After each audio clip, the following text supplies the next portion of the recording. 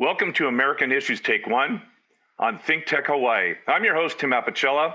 This episode is called Trump Has Plans for 2026 Midterm Elections.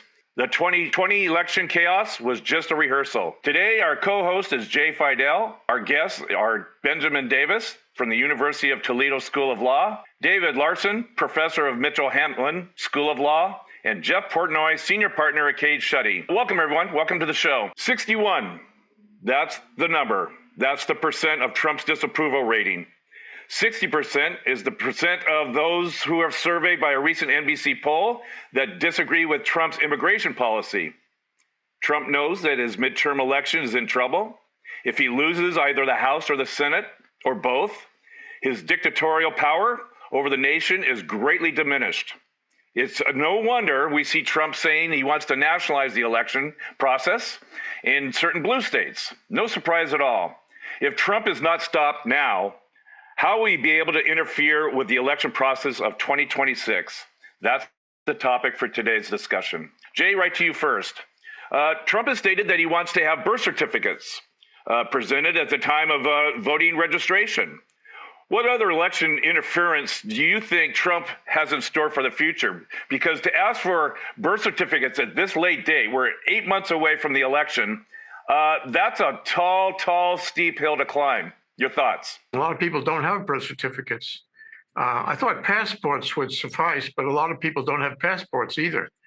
The states theoretically under the Constitution, control voting.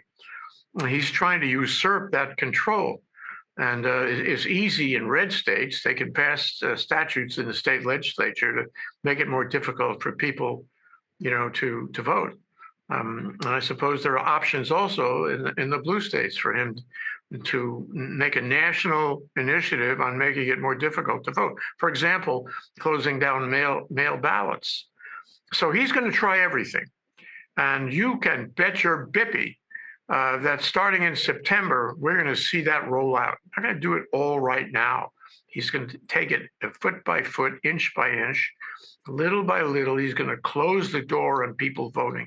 Watch what happens. Because he feels, just as you said, that he's going to lose. He's going to lose in the midterms. People don't like the kind of arrogance that Pam Bondi is showing in Congress right now today. They don't go with that. They don't go with the violence and homeland security. They don't like that. Whether they have their head straight on the economy, on foreign affairs, is another question. And I'm troubled by the fact that some 60%, only 60% of the electorate will vote against him, and 40% or so will vote for him. It should be much less who vote for him. But once you assume that he will lose in a fair election, then Trump's only option is to try to make the election unfair. And we can't, honestly, Tim, we can't think of all the things that he's doing. There was one news story where he had a memo in the White House that was leaked. I'm not sure why it didn't get more press, where it established a whole protocol about how he was going to screw up the midterms. And I know, David, you and I talked about this before. The whole country assumes there will be midterms, but don't forget that he could call an emergency. People would be astounded, they'd be stunned, they'd be aggravated and angry. But he could call an emergency on some stupid thing, some mouse that roared thing, and delay or cancel the elections. So there's any number of possibilities. Watch and see. I want to go back to your statement about a lot of people don't have their birth certificates, and that's true. So 8 months to gather those documents in order to vote is, like I said, a steep hill to climb. But here's a question, Jay, and I'll play devil's advocate here. Each state passed, and that is to say on your state identification or your driver's license, there's a little star in the corner of it. And that star says you're cleared to fly through TSA anywhere in the country. That's been passed. You're a citizen, and you had to show birth certificates in order to get that star. So haven't Americans already done this in order to vote? Don't they just issue or show their driver's license or their state ID, and as long as that little star's in the right-hand corner, doesn't that prove that they're a citizen and therefore they're eligible to vote? I was surprised to find I had a gold star on my license. I don't know. Nobody talked to me about it. It just popped up last time I renewed my license. But I think this is the kind of soft target that he is going to try to do behind our backs. And when they show up and show the gold star, there'll be some kind of issue about it. And in a red state, easy. The pollster, rather the poll worker, will say, that's not good enough. And before you know it, that person has lost his franchise. All right, thank you. David, let's talk a little bit about hypocrisy. You know, in 2021, 2022, the House Democrats passed For the People's Act. That was a voting rights bill. And the Senate, they killed it. They filibustered it to death. Mitch McConnell, remember the Senate lead, he said the following: "It ought to be left to the states," meaning the process for voting. "There's no rational reason for federalizing the election, and therefore there's no point in having a debate in the U.S. Senate about something we ought not to do." This is a 180-degree turnaround. Now, Mitch McConnell's not the lead of the Senate anymore, but que pasa?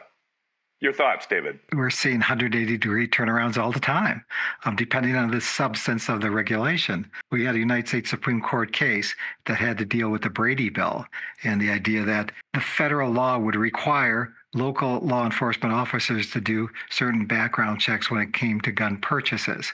You know, in that situation, it was a piece of liberal legislation where the court said, that's overreaching. You can't possibly do that. Well, now we're kind of flipping it over in situations where bills are being proposed, like the Save America Act, that are going back to some of the things you're talking about with Jay, to impose different kinds of requirements to be eligible to vote. And that's okay, I guess. We can do that. We can require birth certificates, even though, as Jay said, it's hard to find them when you're 70 years old and you haven't had a birth certificate in your hands for decades and decades. More significantly, if you're requiring passports, half the population doesn't have passports. So, yeah, the level of hypocrisy is stunning. We have a situation in Minnesota that happened recently where, as we've talked about before, we have ICE agents here and they're really untrained to do the work that they're being asked to do, which resulted in the murder of Alex Preddy and Renee Good. So there's been a push to get ICE out of Minnesota. Bondi came out and said, yeah, we can do that. I'll do it if you give me all your voter registration material, all the information you have for residents of the state of Minnesota. And again, that's flat out blackmail. That's what that is. So we're seeing requests being made and demands being made that are way beyond anything that's justifiable. Jay alluded to the fact that the president will call some kind of an emergency. There is nothing in the Constitution, Article 1 or Article 2, anywhere that justifies a president to call an emergency to suspend elections. It doesn't exist. Doesn't mean they won't try it, doesn't mean they won't do it. Given the approval ratings, I think that the sentiment is undeniable that the elections look bad for the Republicans, and the feeling is that the only way we can survive November 2026 is to somehow interfere with the elections.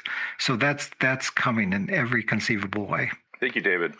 Hey, Ben, David mentioned the 1997 Supreme Court decision, Printz versus United States, which basically limited the federal government's power to impose its will on the states. And that was a 5-4 ruling, which actually limited the government's power. What's to prevent that Supreme Court decision from slamming the door shut on Donald Trump's toes as he's trying to impose a nationalization of certain blue states and their voting process? Why should this go any further in discussion? Do we need to have another court case or another federal appeals court to say, no, the Supreme Court ruling of 1997 stands? What goes from here? The thing that I would think would happen is it'd say, well, 1997, that's ancient history. What's that got to do with reality anymore? We're in a different world. It's a different concept. It's an emergency or something like that. Trust me. 1997, that's ancient history. Okay, so that's one attack on this. The second one is that it was a 5-4, right? But there was something in the 4 that we can hang our hat on as being the reason why we can do what we're doing. And so as a consequence, we're going to do that. And that's our interpretation of the decision. And therefore, maybe there has to be a Supreme Court decision on our decision to use the minority of the as opposed to the majority opinion. But they're doing that. They're doing that with a number of things. For example, the judicial warrant as opposed to the administrative warrant. They kind of cobble together a few things from a few different decisions and say, this is our view. Now, maybe you don't agree with it, but, take me to court, basically, is what they're saying. So that's what I think would happen, is essentially they would do as close to ignoring that precedent as they could, but they're very, very smart. They're very, very smart in trying to find some angle that they can use to do what they want to do that pushes the envelope, maybe some would think, but they will say that's totally normal and sue me if you want to. And meanwhile, you run up against all these Supreme Court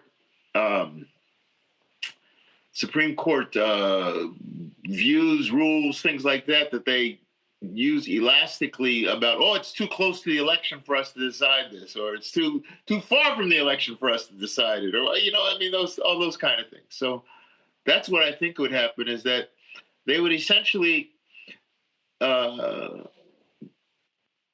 around it to get to where they want to go. Can you tell me, Jeff, what other legal breaks might be implemented to stop this slow roll, or actually it's not that slow, this roll of Trump's to try to influence the midterm elections and or, as he said, nationalize the midterm elections? Can you think of any other legal breaks that can be implemented? I think there's a lot of people crying wolf, particularly on this podcast. I don't think there's any way in hell that the midterm elections are going to be jeopardized. You guys can go on and on and on and on, play into Trump. All of his statements, which we all know come at 3 o'clock in the morning, have no legal or factual basis. The elections are going to happen. There's plenty of law that says that the states control the elections. Maybe not for president, all right? But for senator and House races, he's got no ability, none. Congress has no ability to do anything that would influence the way those elections are held. Presidential election, they've tried it before. They'll probably try it again. I have no problem with that. But guys, my blood pressure has not raised 1% based upon all of this conversation today or otherwise. By the way, Trump's not on the ballot. He's made that clear. So stop talking about Trump losing. He's already publicly stated Trump's not on the ballot. I'm not losing in November. If it was me, there'd be no question about how much of a landslide there would be. So he's already distancing himself as far as he possibly can from what's going to happen in November. I mean, maybe behind the scenes they're trying to find a candidate or two that has a shot. Look, I think it's great. I think it's great that he comes out every other day to talk about the possibility of canceling the elections, or, you never know, there might be some crisis, or you're going to have to come up with your birth certificate, or you're going to have to do this or that. Some of the states might change the way that balloting is permitted. That happened the last time in Pennsylvania and other places, when you have to count absentee ballot, who can cast an absentee ballot. But Trump and his minions, they're just making more reasons why his popularity rating is at 39 or 40%, because there are some things that even some of the more liberal MAGAs, and there must be a few, won't tolerate. So I'm not worried. I'll be there in November, and I don't think anything he's going to be able to do legally is going to influence what happens then. Jeff, turn your hat around and put your, opinion aside as you just expressed it. And let me offer you this question. Just suppose Trump came to you and he said, "Look, Jeff, I'm going to lose." When I say I mean all my initiatives, my power for the next 2 years is going to be hampered. I might even get impeached, and then I won't have any power at all, starting with the midterms. So this is do or die for me. I have to stop this election because it's clear as day that the Republicans are going to lose. They're going to lose one or both houses. Jeff, I'm going to make you my attorney general just for a moment. Okay, smile. That's a terrific job. And you control the Justice Department, you control the FBI, whatnot. Give me some advice here, Jeff. What do I do to prevent this upset, Jeff? I go and tell Donald to go to each state that has a Republican majority in their legislature and tell each state to change their voting laws to comply with what he's trying to do on a national basis. That's what I would do. I would go to the 25 or 30 states that have a Republican majority and see if I can get those states to change their voting laws, because they have a right to do that within the broad constitutional protections that we all know about. So that would be my strategy. Suppose Trump says to you, I'm good at emergencies. I'm really good. Nobody in the world has ever been able to think so creatively about so many emergencies. So, Jeff, suppose I pull that card. Suppose I decide somewhere in October that we have a national, international emergency, what have you. And I say, this country is in dire condition, dire straits. We're fighting a war. God knows what's going to happen to us. It's a matter of national security. We can't have an election now. So I am going to cancel or delay the elections. And, I know that there are going to be people who sue me. I mean, Jeff, you might even sue him, but he's going to do, assuming he's going to do that, what are you going to do about it? You're going to sue him? If he does that and you sue him, the whole thing is in chaos for months, maybe years, because the Supreme Court is not going to act immediately. And November 4th, whatever is election day, will come and go in a complete chaos.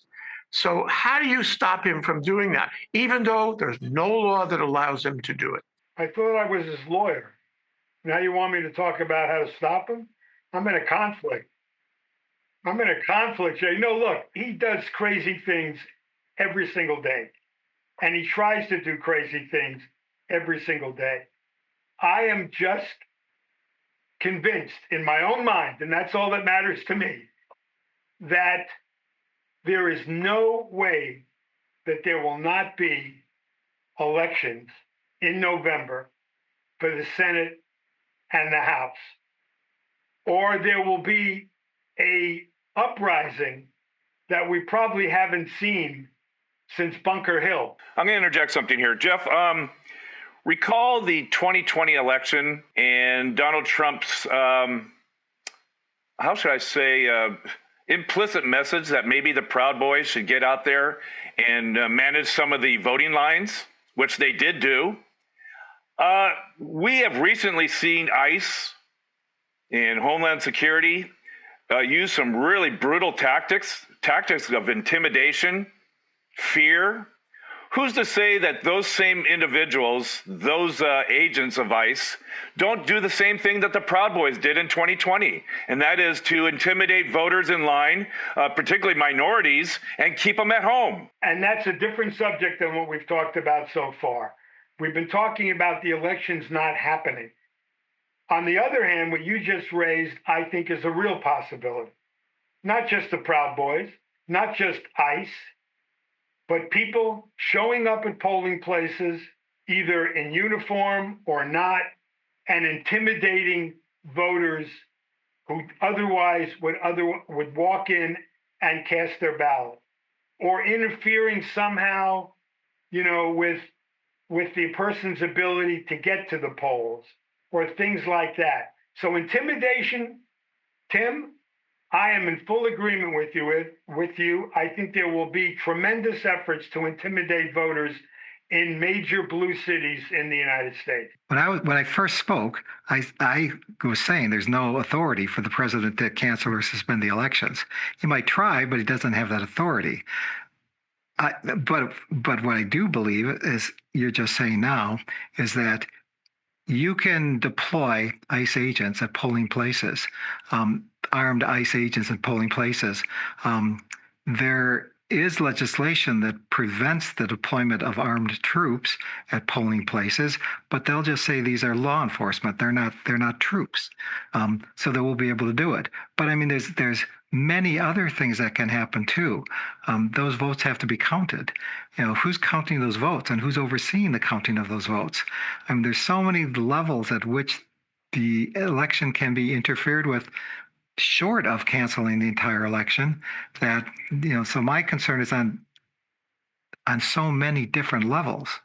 I don't put it past this president trying to cancel the election. He might get talked down from it, but I'm convinced that there will be a lot of other things going on, like the things I just described and we've been talking about. This reminds me of one of those questions you get on tests where it has option A, option B, C, D, and the last one is all of the above. How about all of the above? Let's go to all the above plus one, and that is, Jay, were you disturbed at all when the federal government went in and confiscated the 2020 voting ballots out of, I think, Fulton County, Georgia? What was the purpose of that, and what do you think the long-range implications of that confiscation is all about? Everybody was wondering about that. Maybe they still are wondering about it, but it seems clear that with that information, A, they can do propaganda on those people. They can write to them. They can call them, God knows what. B, they can intimidate them. They can target them. And C, I don't know what C is, but they'll do something really offensive with those names, with that information.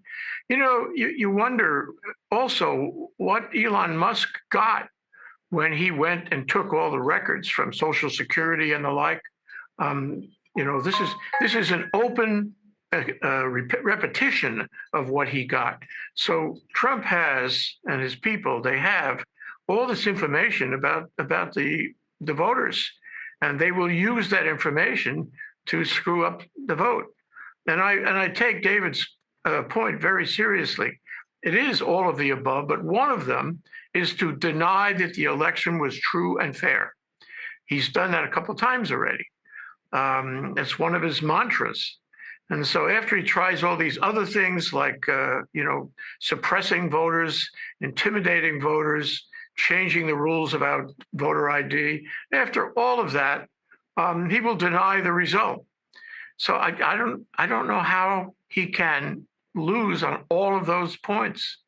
I just feel that he's got enough of a toolkit there to mess it up. And the biggest thing involved in all of the above is it's going to cause confusion, chaos, and delay.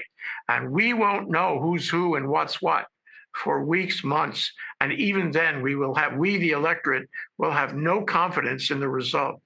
I don't have confidence. I don't have confidence in anything the federal government does. And if he's saying he's going to control voting, I don't have any confidence in the voting. Wait, we are all old enough to know that this is not a new phenomenon.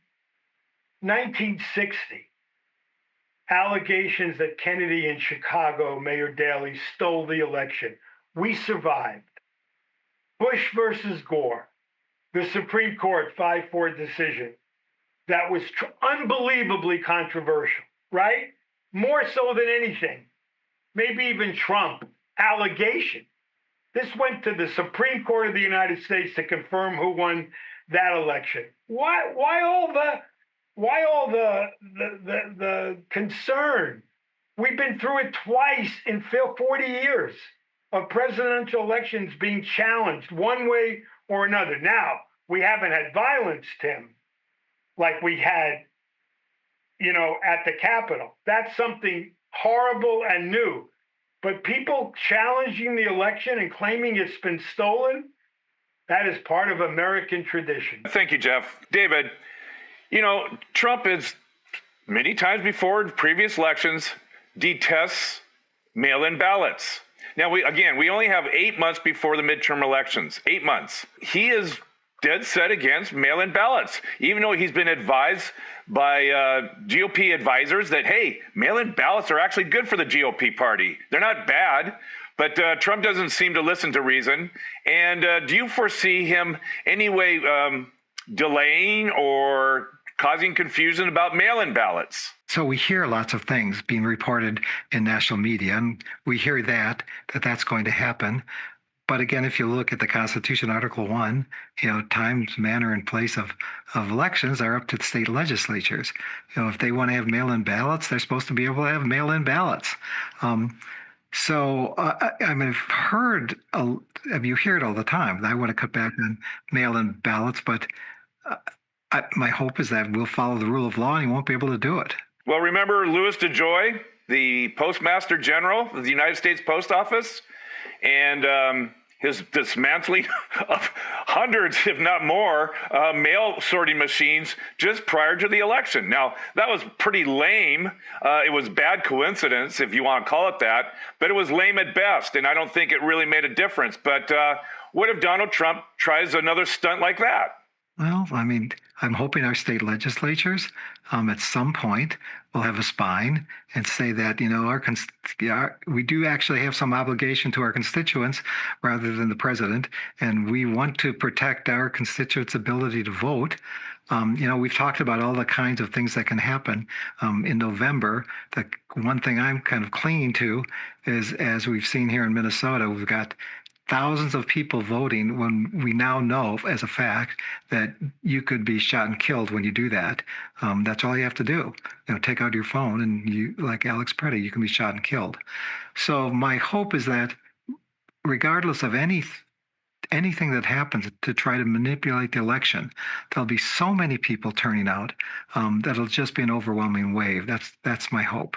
I've been actually some optimism as I listen to various secretaries of state throughout both blue and red states saying that they're preparing for a wrench to be thrown or some sand to be thrown in the gearworks of an election process.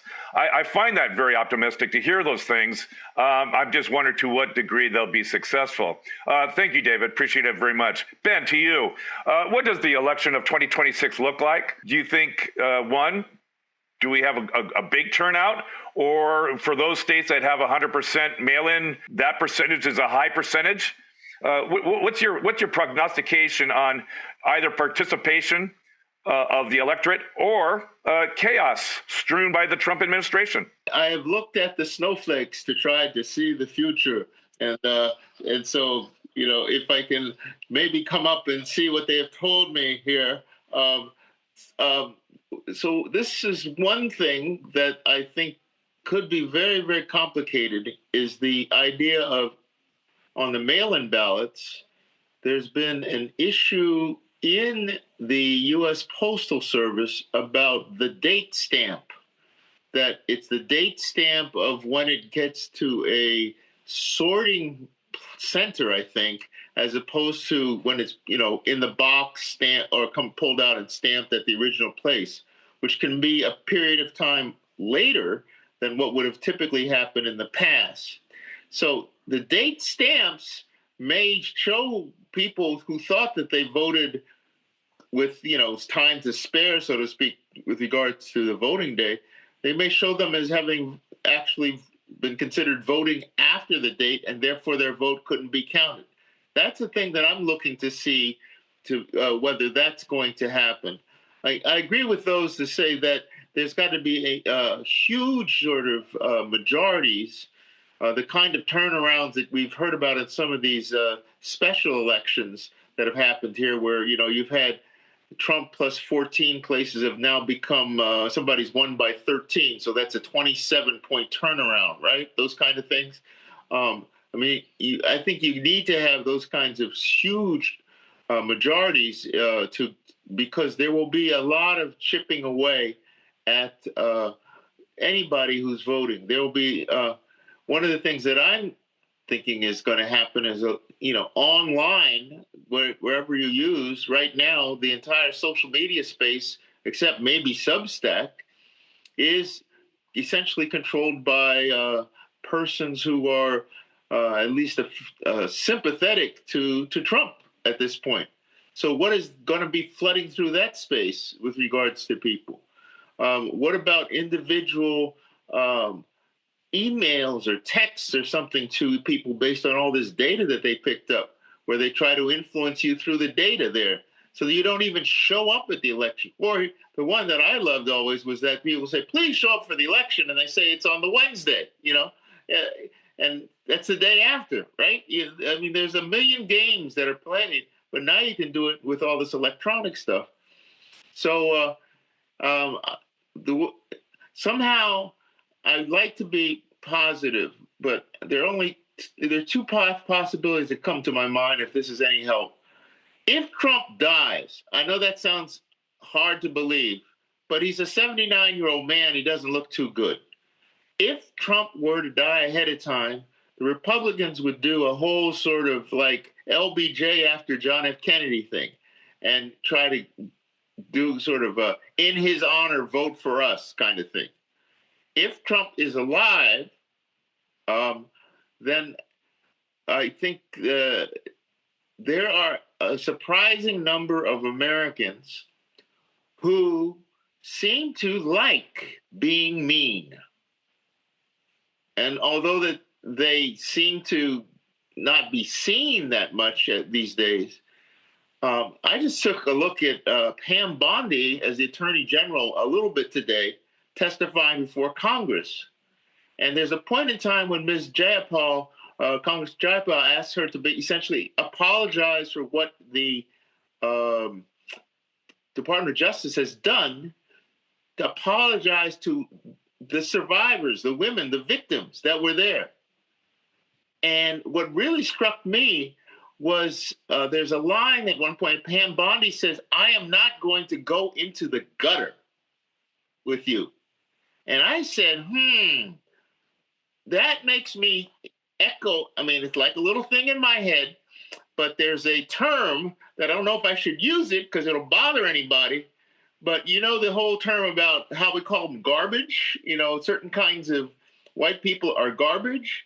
There's kind of like an echo of that term looking at those women without actually saying it. I am not going into the gutter with you. And that was cold. I mean, I was like, whoa, I may be wrong, and it's just maybe me reading it, but it was like. I heard that comment as well, so point well made. Thank you, Ben. Hey, before we wrap up, I want to get one more question out, and Jeff, to you. Are you concerned about the chain of custody of those mail ballots that were confiscated from the 2020 election? What's your personal take on the motivation, other than Donald Trump's, obsession about the 2020 election? Are you concerned about the chain of custody, and does that muck things up for the Secretary of State of Georgia? Answer the broader question, which you asked. It's just part of this crusade. I mean, anybody who takes it seriously are the people that want to take it seriously. I mean, it's just part of his constant repetition that the election was stolen. You think after, yeah, of course. Well, it's happened before. And this isn't the first time ballot boxes have been impounded or voter lists have been, subpoenaed. It happens rarely. Yeah, in fact, it happened in the civil rights days. On the opposite view, though, on the opposite side, that blacks weren't being allowed to vote. So I'm not concerned. I mean, they're doing a lot of things that concern me, and you never know what the ultimate outcome is going to be when you have a Pam Bondi. But remember, how many federal prosecutors have resigned in the last 60 days? How many grand juries as recently as yesterday? You can indict a banana. That grand jury refused to indict the 6 Democrats who allegedly are involved in, anarchy or whatever. There's hope. There's hope for 65% of the country. There's no hope for 35%. Trump's biggest mistake and we should all be thankful, is that he plays to the 35% and continues to lose the majority. And every day he's losing the independents. And the other day on CNN, 25% of the MAGA people are starting to lose confidence, in Trump. So I'm encouraged for the reasons. I'm encouraged so you asked what the ballot's going to be? There's only 30 House seats that are going to be in play. That's all, right? You only have to pick up a couple. You only got one vote majority. The big races are in the Senate. I don't think there's any question in my mind. And again, the snowflakes almost fell in Hawaii the other day. I think the Democrats win the House. That's my prayer. If they pick up the Senate, that's great too. And every single day from now into November, Trump will continue to do things that are going to make that more likely. All righty. Thanks for your note of optimism. Duly noted. We've gone way over time, and shame on me for allowing that to happen. But not to be rush things, let's go to final thoughts. Jay, I'm going to go to you first. I take Ben's point about the media. I think that's very important. The media is a wild card, actually not so wild, because Trump is attacking the media, and the media has a big effect on public opinion. And as we go forward, we find that he's doing more and more attacks on the media, even on the podcast circuit. So we don't know exactly how effective that's going to be, but we know that he's trying to change public opinion in his favor, in the favor of the GOP as he sees it, by controlling the media, and it's visible.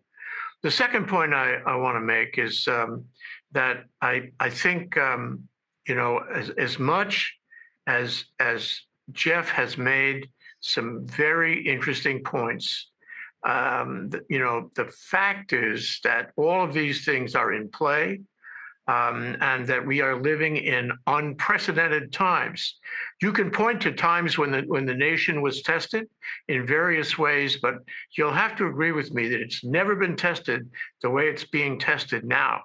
And we may fail the test. But let me say, as hard as I try to agree with Jeff's optimism, and I'm trying really hard, I can't. David, your thoughts? I always remain a little optimistic. And again, I when I see the courage of the people in the Twin Cities, and the way they're protesting against what's happening, when they're risking their lives. I mean, that's not hyperbole. We know that's a fact. So I'm hoping that kind of momentum will carry over to the elections. I guess maybe one of my biggest fears is that people just get overwhelmed and kind of disengage. It's like it's such a constant barrage of negative news that they begin to disengage and don't pay attention and maybe don't even vote. So I guess I'm much more optimistic because of what I'm seeing happening here now. I just hope we can continue that kind of momentum. Thank you, David. Ben, your final thoughts. I think that there'll be a lot of motivated people trying to vote, and I just hope that enough people get the opportunity to vote and are not having games played where their vote is suppressed. I've been a poll watcher in my life, and it's very moving to watch people vote. All kinds of people, all shapes and sizes. And I just hope that as many people as want to get a chance to do that, because it is very moving watching. It brings tears to your eyes when you watch people vote. Jeff Portnoy, you get the final word. I think we're going to have a record number of voting in November for a midterm election. I really do. I think there are going to be some very significant contested races, particularly for the Senate. I think that the Democrats are going to win the House. I hope that they can get the Senate. But, as much as we talk about all of the political things that go on in the country and what people's attention span is, over the last 11 days, you watch the national news, you watch CNN. What story occupies the number one position? It's the kidnapping of an 84-year-old grandmother. So keep your eyes on what other things can come up that will distract people from what's going on. There's been almost nothing on the national news on the last 11 days. Now, maybe today because of the Bondi thing, but, people are interested in other things other than politics. You only hope that they remember what's happening in this country. And as David says, I think what's happening in Minneapolis, and hopefully it continues, the more Trump does, the more I think we should be optimistic. Jay, you've never been an optimist. I understand that. Your life has been hard, but be helpful, be thankful, be positive. Things will work out. Thank you very much, Jeff. I really appreciate that. And I'm feeling better already, but I don't think my optimism is going to last very long because as Tim said, every day there's more distraction every single day. And we're going to see distractions as we have never seen before coming soon. All righty, we get to end it there. I want to thank our co-host, Jay Fidell, special guests, Ben Davis, David Larson, and Jeff Portnoy. I'm Tim Apicella, host of American Issues Take One. In this episode, we've been discussing Trump has plans for 2026 midterm elections. I want to thank the viewers for watching, and I'd like to invite you to our next show. And until then, aloha.